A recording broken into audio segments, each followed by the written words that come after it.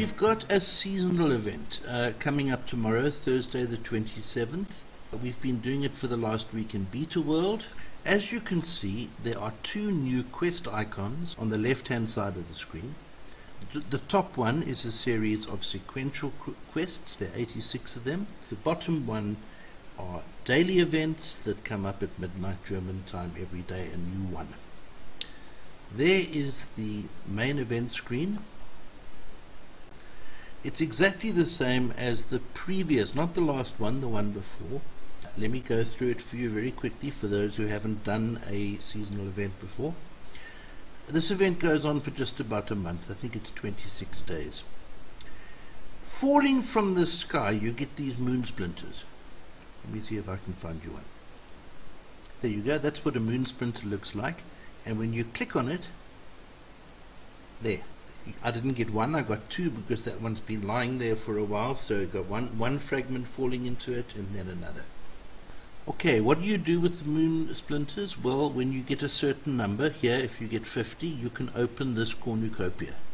If you had 90, you can open that one. If you have 140, you can open that one, and you have a chance of getting all different kinds of prizes and the daily exclusive building.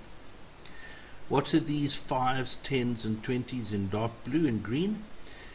Normally you would get 5 solar flares. If you open this cornucopia, there you would get 10, there you would get 20, and these solar flares you use to open the grand prizes. There are 3 of them.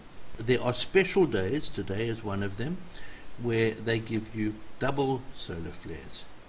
You see there's the offer up there, it goes for 24 hours. Then you get twice as many of these solar flares that contribute towards opening your grand prize. You will see the first grand prize there that I already have 200 out of the 250 required. This part of the screen is the time remaining, and that part of the screen there is the daily exclusive, which is normally a building, but today, as you can see, it's boosters. It changes every day at German midnight. So there you go. Very simply, that is what it's all about. The video is to introduce to you our event note, which I'm going to go to now. This is on the Facebook group Elvenar Platinum Leaf. We do it every time there's an event. Let's go through it. Here's some general background material that you can come and look at in your own time. If you want to know more about the event, it's now on the wiki. There is a link. If you want to hear the design team, Timon and Rika, talking about this event, you can go to this video that they made. Here are the sequential quests, together with some tips on how to play them best. There you see 1, 2, 3, 4. We have most of them already. We will have the rest of them by tomorrow. I think there are 86 of them in total.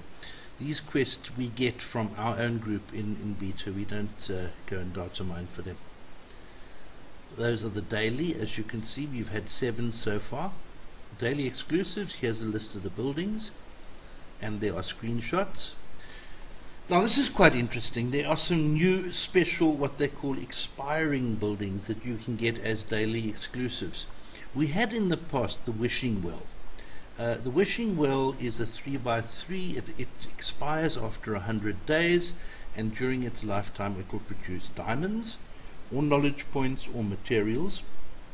It was rather miserly when they first brought it out, but a couple of weeks ago they've vamped it up, and it now gives you twice a day a 10% chance of 25 diamonds and a possibility of 3 knowledge points. That is up from it was originally only 10 or 1. So it's quite a nice little building, and it's much more viable. The space it occupies is justified by the fact that it's starting to produce decent output. Now we know of 2 more of these special exclusives that will appear in this event. They have announced in the wiki. See, there's the wiki link on special exclusive buildings. They announced 3, but apparently there are 2 of them this time. We'll have to see if the third one also appears. The Monument of Ancient Knowledge will produce 3 knowledge point instants every 48 hours. And the Portal Prophet, that's quite interesting. This is a guest race booster that will produce instants that refill your guest race portal with 5% of the capacity of guest race goods that it can contain. That's quite nice. I mean, if you get stuck in a guest race, if you've got one of these little buildings placed, then you can certainly churn out some extra guest race goods, and that will get you through the chapter quicker. The event screen, I showed that to you already. Here are the 3 different kinds of cornucopias. If you open one of them, you will get either that, the daily exclusive, or you will get one of these things, and your percentage chance of winning them is dependent on the cornucopia. But for example, knowledge points, if you open the small one, you will get 11% chance. Okay, we have to thank Feral on the US forum for making this little chart for us. Study it in your own time, but in summary, in brief, the small cornucopias will give you a better chance of getting the daily buildings if you want to collect those, and also to get the sun flares that you need to win the grand prizes. If you're looking for knowledge points from the event, then you must open the large ones. The medium ones don't give you an advantage in any direction whatsoever, so it's not recommended that you open them at all. Okay, I told you about the double sun flare days, where you get double as many sun flares every time you open a cornucopia, and I've recorded here the double sun flare days so far with day 3 and day 6, and that should be the same in the live world. Okay, here is a summary of the 3 prizes. They are set buildings. Study them in your own time. There are 2 sets. The one is called the Harvest Temple set, and the other one is called the Shrines of Sun and Moon. These are statistics of what you can expect from the different buildings that make up the set for the Harvest and the Sun and Moon. We also have these little help screens from Inner Games that will tell you more about set buildings, and in this note there is also a link to the wiki which has got more about set buildings as well. Okay, the games tips section I'm going to fill in now when I'm finished making this video.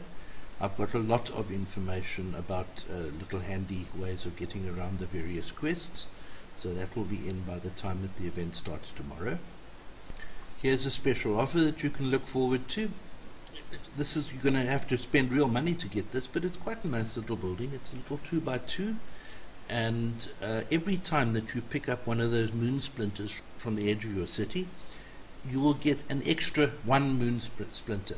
It's not double the amount, because if there are 2 moon splinters that you pick up with 1 pick, you'll only get 1 extra. But you know, if you can afford $5, well, it'll make it easier for you to get the prizes. That is to say, if the set interests you. It doesn't interest me particularly, because I find them rather big and cumbersome, and I don't bother with set buildings. But if you want to make the set, then you know, this is maybe a good idea for you. Here's another one that you get at the start of the event, that you can buy some extra moon splinters. Towards the end of the note we have some screenshots of what the event will look like when it opens. That's the new loading screen. That shows you what I've already showed you before, the event banner and the little side quests, and it shows you what a moon splinter looks like.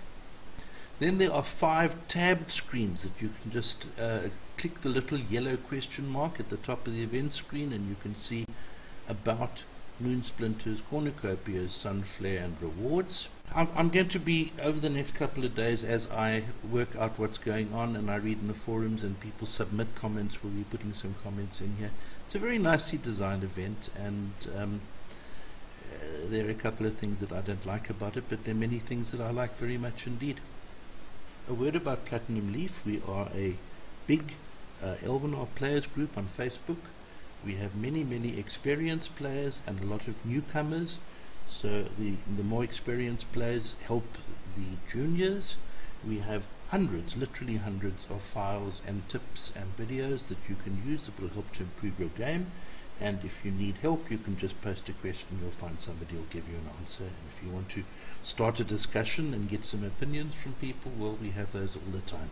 So why don't you come and join us on Facebook. See you then. Bye.